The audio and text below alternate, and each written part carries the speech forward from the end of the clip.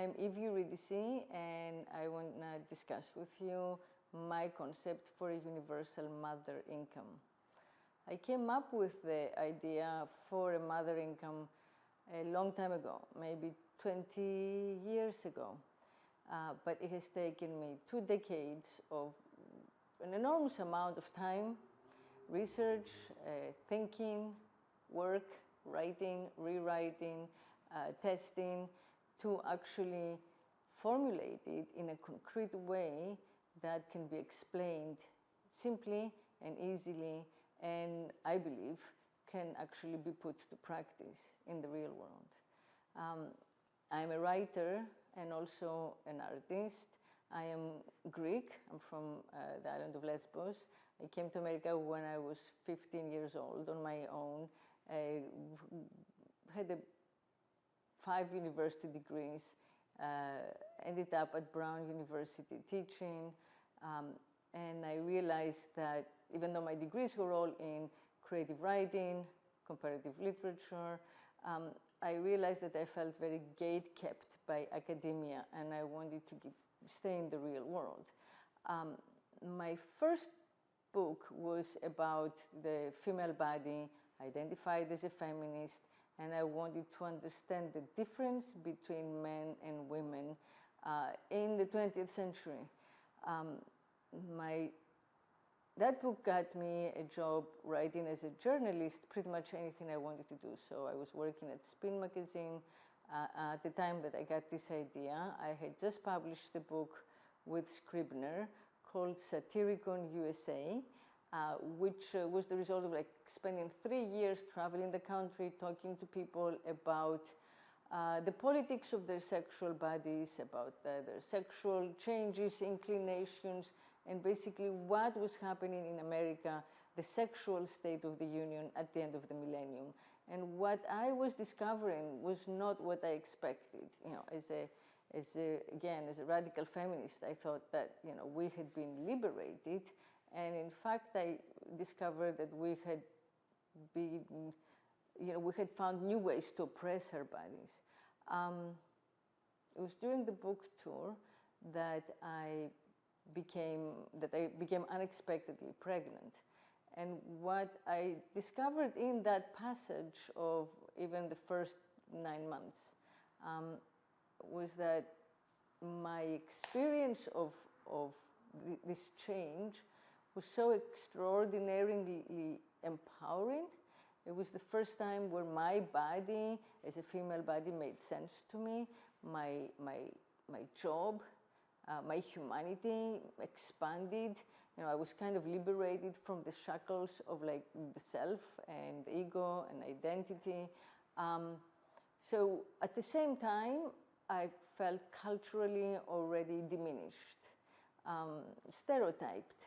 I lived in a time when abortion was readily available. I was the first one of all of my friends to ever get pregnant, and it just made no sense to people why I was having this child, without a husband at this time, at this moment in my life.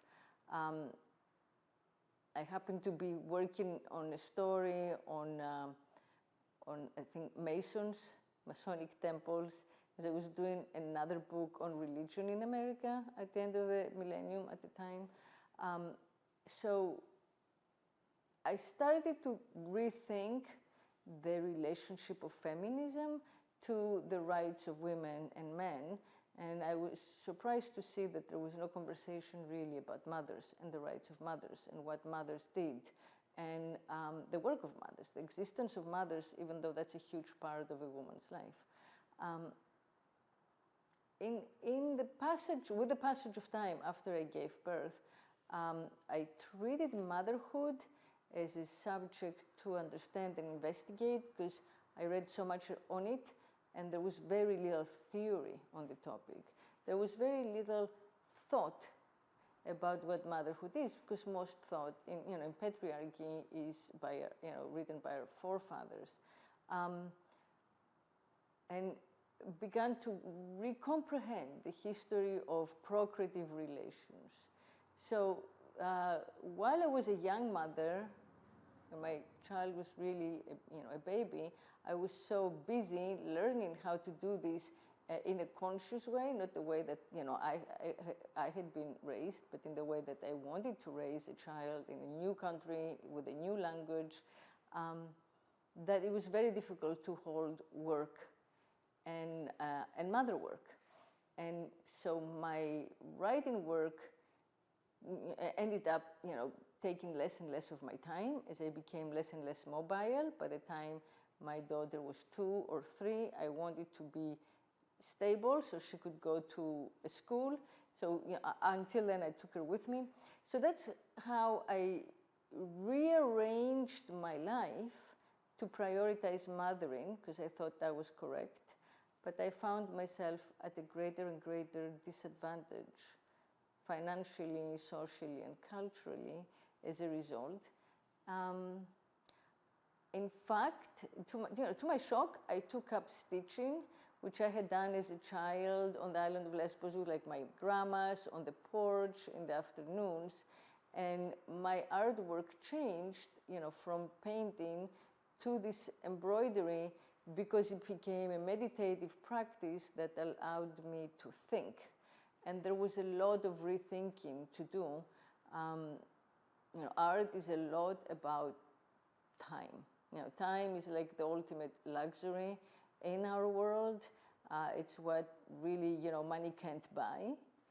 But we do give up our time in exchange for money.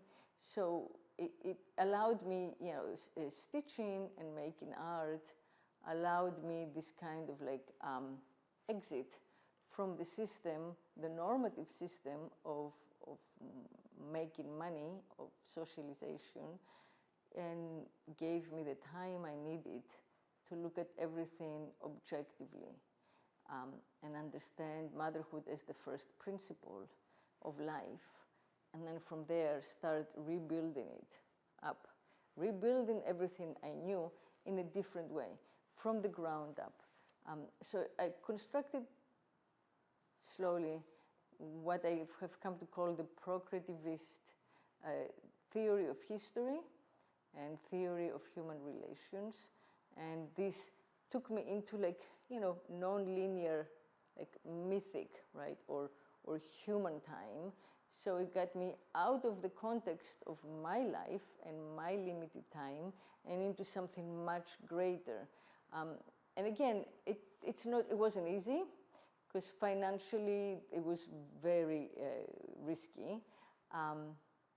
But it was the only way to understand, to fully understand what I was committed to doing. So as my child grew up and became older, I was able to test this more seriously, discuss it with many more people, with experts in the field, look for places where things had been enacted, minor programs. And even so, my view of it changed through the decades dramatically.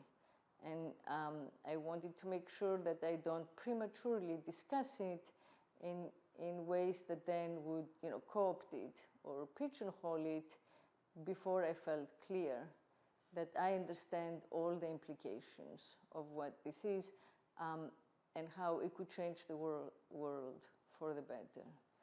So what I've come up with is this proposal, which I have written a book about now, for a universal mother income, which is mother salary paid on a monthly basis to mothers who sign up for it.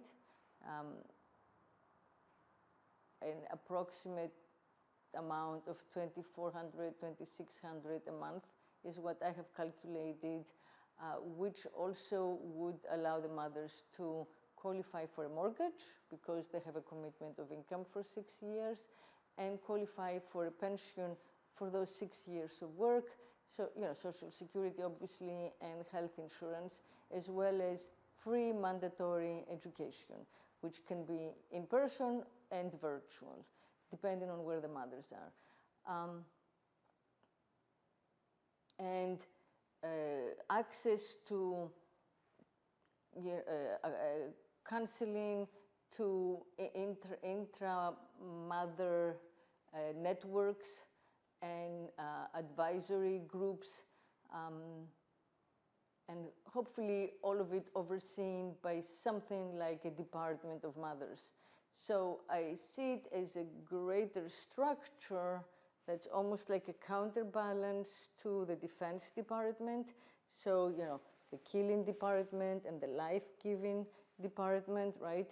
And I don't know that, you know, it would be nice in a future world if the budget for the mothers were equal to the budget for, right, the warriors.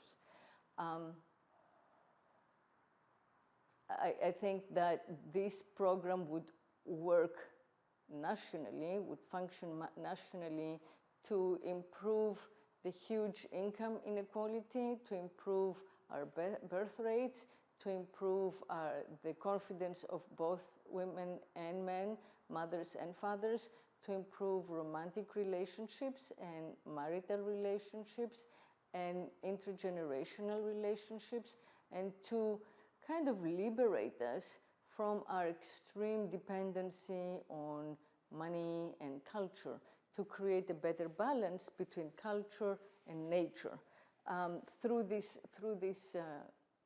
education, but also through the change of where the money comes from, through the generations of difference that would be born from these UMI mothers. And I see it all being paid by different programs. One of the basic ones would be UMI supporting working people. So men and women who would sign up for a percentage of their wages that would go to UMI mothers. And they would be UMI card-carrying humans.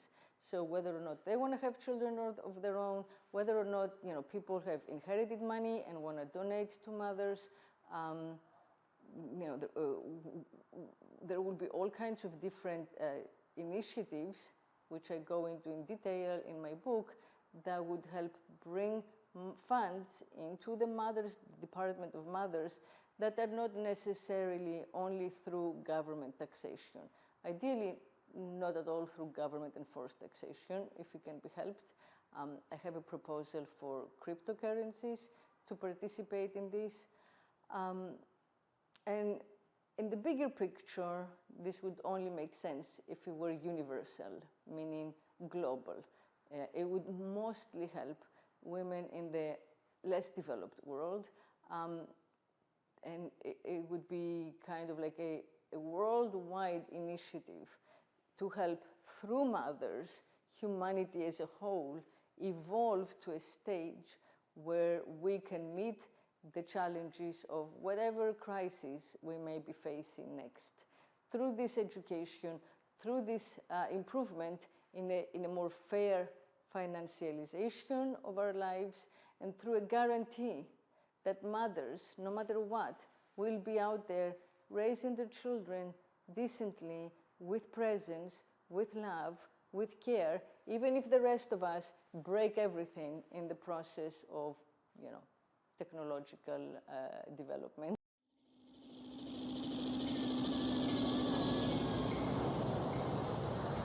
If I could make love incessantly, I would be God.